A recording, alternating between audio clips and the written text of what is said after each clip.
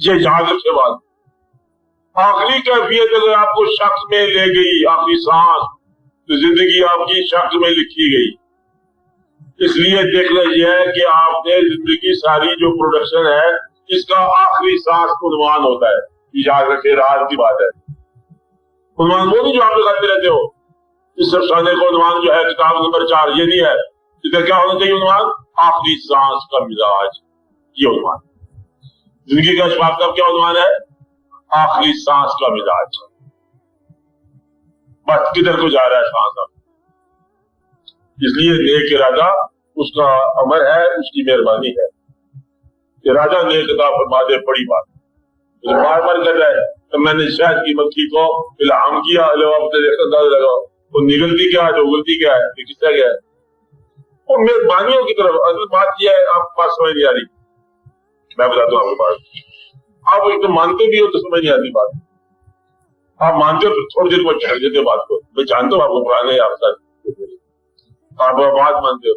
अगर जिंदगी में इल्म कसरत से आएगा, मेहनत से हासिल करोगे तो माल मेहनत से हासिल करोगे और निजात भी मेहनत से पाओ।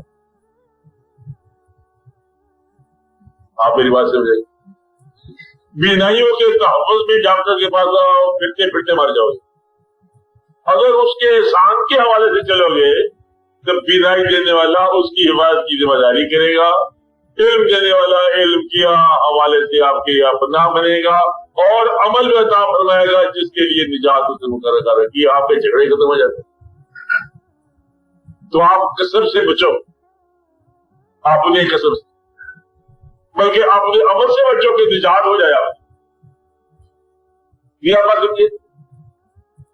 आप ये यकीन के बगैर नहीं बच सकते। मुझे यकीन चाहिए ना कि वो चीजें जो उसने अमल के बगैर का फरमाई है उनका जिक्र किया करो। मेरी बिनाई मेरी इजाजत के बगैर मेरे पास आई, हमारे दोस्त बगैर हमारे अमल के, दुश्मन बगैर अमल के, माँ बाप अमल के बगैर, औलाद मेरी अमल के बगैर, बीवी की नाराजगी मेरे अमल के बगैर, उसकी रजामंदी मेरे अमल के बगैर, अल्लाह हासिल क्या, ये सारी चीजें अमल के बगैर, अल्लाह ताला ने खुद ही अमल के बगैर मेरे तकाजे के बगैर मुझे इस्लाम अता फरमा दिया, उसकी मेहरबानी है। मेहरबान अल्लाह चाहता है ना हमें छोड़ के जाएगा कहाँ, जब वो मेहरबानी करता जा रहा है। आप इसके अंदर गुमराहियां करके देख लो, फिर भी निजात हो जानी तुम्हारी। झगड़ा आपको फसाद की तरह माल कर रहा है। आप अल्लाह पर बल्ला से बोलते चले जा रहे हो, माँ भी कर दिया तो फिर तुम्हारे पते क्या रह गया? झगड़ा करते जा रहे हो उसके साथ। मैं तो अच्छी तरह जानता हूँ कि ये माफ करने वालों को का खेल आपके साथ कर रहा है। वो जिन लोगों को माफ करना होता है ना उनके साथ होता है।